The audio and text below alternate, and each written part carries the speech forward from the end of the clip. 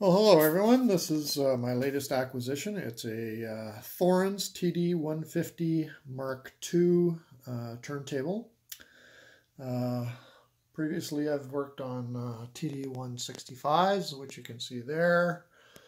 And so I decided I would go for the earlier model when this one came up on a local for sale site, and I couldn't resist. So I've already kind of taken things apart here, but so I've got this turntable cover. It's cracked. It's a piece of junk. It's going to go in the garbage. It is, it's in pretty rough shape. Lots of cracks and all that stuff. So that is a toss out. Not to worry, I make my own dust covers. You can see a red one over there in the corner. But I'm going to make a clear covered one for this. I've already taken the handles off. They were all really dirty and grimy. The whole thing was just really dirty. So I've I haven't cleaned this part yet, so I'm going to take that and wash it in soapy water and get that all cleaned up. But you can see a few little goopy marks and stuff on it. So that's slated for cleaning. The inner outer platter is in really good shape. We'll take that off. It actually came with two belts, but I'll see if they're the right size. I have a couple genuine Thorens Thacker and a Thorens belt kicking around in my closet, I think. So we'll put the proper belts on to begin with. Of course, it's got the original 45 adapter, which is nice. I mean, this is a nice machined metal one, unlike the plastic ones. This one I actually made with a 3D printer, but I have the original. That was made just to match the turntable. But so the 165s came with plastic, and then the TD160s, as everyone knows, comes with the nice machined metal ones. And just to show about fitting, and it looks like it is too high, so these things don't fit as nicely as the plastic ones, and anyway, the metal ones don't fit on the TD165 turntables. So here we go. I've already actually taken this out. And mostly there's a little bit of lube and oil in there, but you can see there's still a lot of suction. So I'm partway through. You can feel it pop, kind of thing. Bearing, it's a 10 mil bearing, and of course this model actually has an inset bearing on the post here. But you can see that the bearing is in really good shape. There's no wiggle. It's got really good suction on it when it's all lubed up, and it doesn't look like there's any real noticeable wear marks on it. It doesn't jiggle at all, so I think I got lucky on the bearings on this piece of kit. You can see the serial number label is peeling a bit. I think the glue just kind of came undone from it, but what I'll do is glue that down so it doesn't curl up any more than it does. I took some alcohol swabs and also a magic eraser lightly, so it wouldn't get any abrasion marks on it. But it is actually in fairly good nick. I can still see some alcohol swipes. I'm going to go over it with some nice soapy water just to clean it up nicer. You can also see that the numbering is faded, but I've got some decals that I can reapply those, so I'll strip the paint off that, and also same with the up-down Q button markings, so I'll do likewise to there, replace those, put new ones on. The Thorens label came out really well. There's no major scratches on the arm board, that I can see. So that's in pretty good nick. And of course it's got the original, I think it's a TP13 tone arm assembly. This is the one, so it is the Mark II. It does have the anti-skate hangers on it, and I do have the anti-skate weight, which they're quite expensive to find replacements for. But so you got the anti-skate weight there, which is the proper one for it. So I've got that tucked away in a place where I'm not going to lose it. And then, of course, you've got the replaceable head shell. And note that the TP60 and this one are not interchangeable because of the angle is inscribed on the actual tone arm.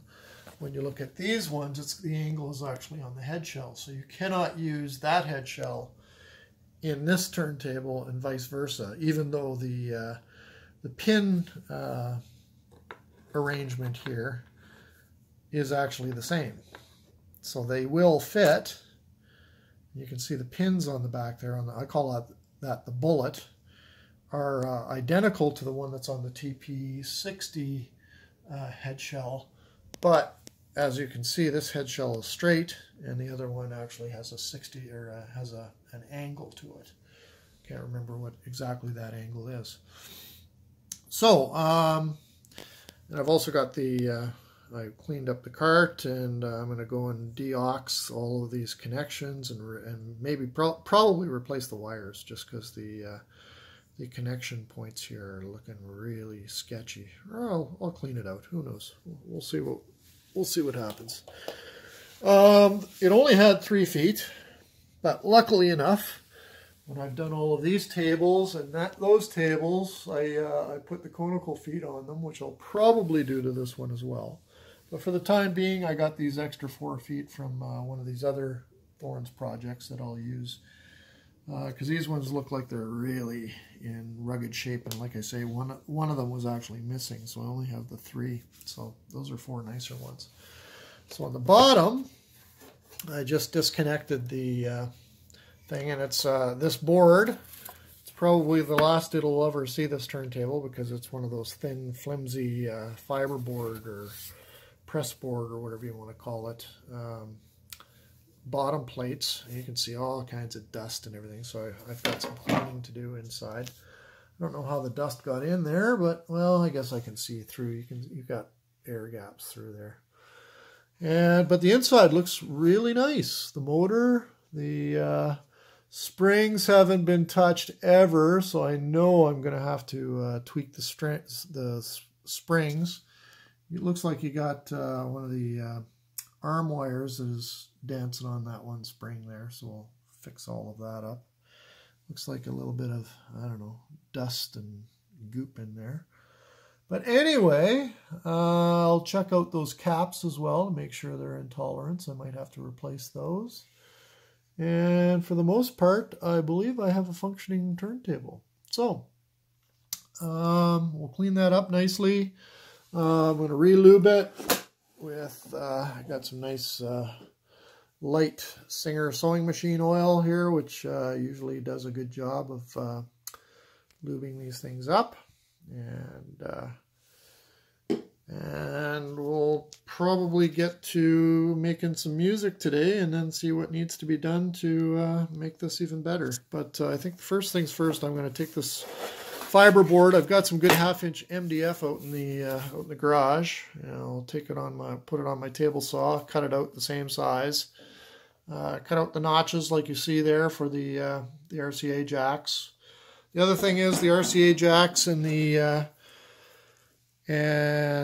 the power plug are all original, and I'm a big proponent of keeping everything the way it is. If it ain't broke, don't fix it, because these were actually capacitance matched to the particular tone arms and the expected head shells and all that sort of stuff. And but I will probably change out the RCA jacks, only because these things are getting on to be 40, 50 years old, and they've probably been plugged in and out so many times that they've spread, and they just don't work after a while. So we'll sever those right at the far end and put some nice RCA jacks on there, just to make sure I've got a nice snug connection. I'm not sure if this one has the mod kit like the TD160 and 165, where you can do an alternate grounding to the chassis. Normally they ground it, I think it's on the right channel is where these things are grounded at. So we'll keep it like that, but I may also string a grounding wire down the RCA jack, similar to what they recommend in the TD160 manual. And if I have any kind of grounding issues, I can always go that route. So, but first we'll have a listen to it the way it is, and see how she performs. So we'll report back with an update as soon as I get it ready to play, and I'll let you know what I've done. Thanks for watching. Hello friends, this part of the video is a remake because our good friends down to the south of the border in the United States and over in Germany, for whatever reason, I used a sample recording to demonstrate the turntable, and it was actually filtered in the US and Germany and a bunch of other countries. I think Australia was another one of them, or New Zealand I think it was. Anyway, it does work in most of the world, but there's a couple of exceptions, so I thought I would just kind of refilm this and repost, intersected with the previous clip that showed the internals. So I went ahead and did pretty much everything that I said I would, and I'm trying to recall all the things I did here because I did quite a bit. So I worked pretty much all day yesterday on this. One of the first things I did, as I mentioned in the previous segment, was I took the bottom plate, which was a press board, and I cut out I've actually got two of them. One of them is painted and upstairs drying, so this is the unpainted one I just slapped in for demonstration. It's a 1/2-inch MDF bottom board, which I used the old crappy bottom board as a template, and I threw it on a table saw, cut it out, and cut the notches for the wiring that you can see in the back here coming out. And I just, for now, I put on the little rubber feet, which of course makes it look really low, and I kind of don't like that look, but some people do. Anyway, I've ordered some nice stainless steel conical feet similar to these, not exactly the same as this one that I used on my my British Thorens TD165 that I tricked out. And so I'll have that on order, and so what you'll end up seeing is you won't see this light colored unpainted MDF. It'll be black, so it's exactly the same as this one. You can see this is exact same 1/2-inch MDF painted black, and then it doesn't detract from the turntable. So what I did was I cleaned everything up, and I did quite a bit. Used contact cleaner to clean all the contacts on both sides of the head shell connections to the cartridge, and contact cleaner D5 I think it was that I used for the connection, just to make sure, and then I cleaned it all out just to make sure there was no oxidization or corrosion or anything like that going on, and it cleaned up very, very nicely. I've set up the arm, and I actually had to take the ball off. It was really sticky and not sliding down the tube properly, so I took that off, cleaned it all out, and put a little bit of lube on it, and now it slides freely, which is good. And I took all of the springs apart and cleaned them out and talcum powdered them. And I haven't yet. You can see the platter itself is still pretty gross, or the outer platter. I'm gonna take some others I usually use, to get them nice and shiny. That one is still needs to be updated too. But I've got a buffing wheel out in the garage. What I'll do is I'll take some others and polish that up to almost a mirror finish. Cleaned up all the buttons that were really grimy and everything. I still haven't at work. I'm going to print out some decals to replace these and to replace those. And I think you can see on here, these are the new RCA jacks that I tapped onto the end of the stock RCA jacks. Inside I cleaned everything out, and now I'm finding that it really is a nice sounding table. So hopefully this this demonstration I'm going to do here is not going to trip off any YouTube filtering for various countries. This is actually a band a friend of mine is in, and it's a local band here in Victoria, Astrocolor, and they got some phenomenal music. My buddy is the drummer here, and I think you can find it on iTunes, and they also have some YouTube music videos that are posted. So this is Astrocolor. I'll use that as a demonstration, and hopefully I don't nick anything here. And I've got it playing on my newly built tube amplifier. This is a Boyu A9 that I ordered from China. It came as a DIY kit, all bits and pieces. Had to fully assemble it and do all the point-to-point wiring and everything. I just missed the song by a little hair here, so we'll bump it forward a bit. And there we go. Playing on my new KG4s.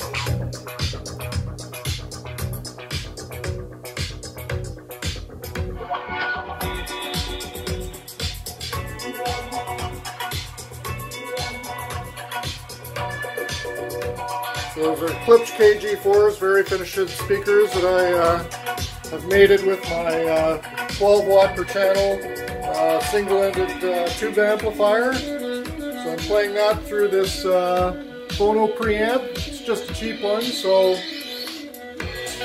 but it sounds really, really good.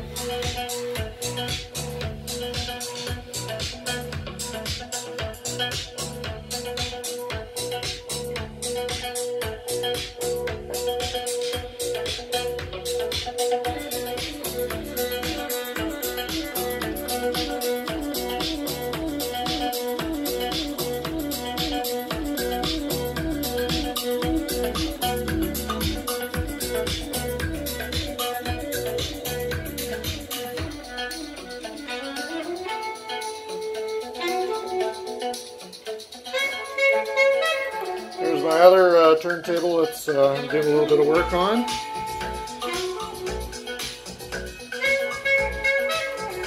But as you can hear and see, the turntable functions fantastic.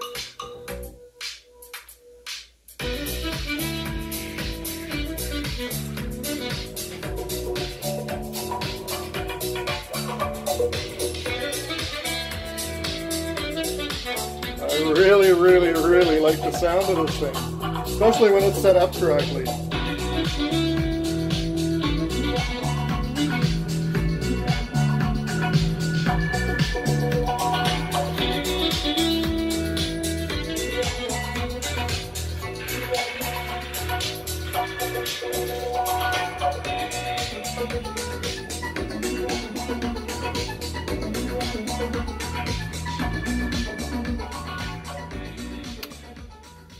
And there you have it. The Thorens TD150 Mark II has been all tuned up. Still a lot of minor things I have to do. I've got to put the feet on, put the black base plate, cleaned all the inside. I am going to change out the capacitors that are across the motor and the switch inside. I've got to order those parts just to do a refresh. I mean, there's nothing wrong with the way it's performing, but just a little preventative maintenance as they are getting on to be 40, 50 years old. And then of course I'll be experimenting with various types of cartridges, and I still need to you know, get the template from Vinyl Engine and get that all set up properly. I haven't actually, I just went with the cartridge that was on it, which is a M91ED. Had an old stylus, but I just happened to have a replacement stylus in my drawer because I have another, the same cartridge on another head shell, and I'd ordered a brand new replacement stylus, and that's the one I slipped into here, and it just sounds just wonderful. Of course, Shure is out of business, so they're all you know, from second string companies, but you know, the stylus is functioning quite well, and sounds great.